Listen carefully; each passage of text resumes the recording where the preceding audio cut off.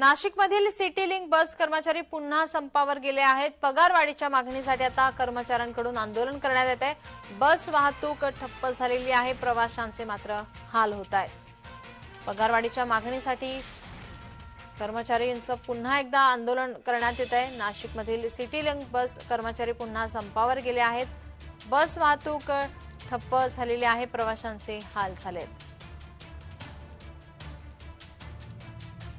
City link बस कर्मचारी पुन्हा एकदा संपावर गेलेले आहेत। पगार वाढीसाठी आंदोलन करतायत।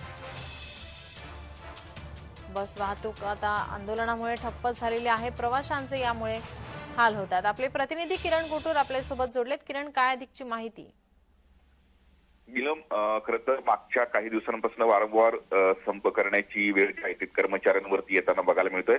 खरं तर याआधी पगार वेळेवर मिळत नाही म्हणून कर्मचाऱ्यांनी संप वेळोवेळी पुकारलेला आहे, पण आता मागणी वेगळी आहे। पगारवाढीसाठी मुख्यतः कर्मचाऱ्यांनी मागे एकदा संप करण्याचा जो इशारा दिलेला होता, एक वेळ मागून घेतलेला होता। खरं तर त्या वेळेमध्ये आमचं पगारीचा जो मुद्दा आहे, म्हणजे वाढ करण्याचा जो मुद्दा आहे, त्या मुद्द्यावरती निर्णय नाही झाला तर आम्ही संप करू अशा पद्धतीची भूमिका किंवा जे इशारा दिलेला होता, पण त्या मुद्द्यावरती कुठलाही निर्णय न झाल्याने आजपासून पुन्हा एकदा हे सगळे बस कर्मचारी जे आहेत ते संपावरती गेलेले आहेत। त्यामुळे संपूर्ण शहर बस सेवा जी आहे ती ठप्प झालेली आहे। धन्यवाद किरण, आपण दिलेल्या सविस्तर माहितीसाठी।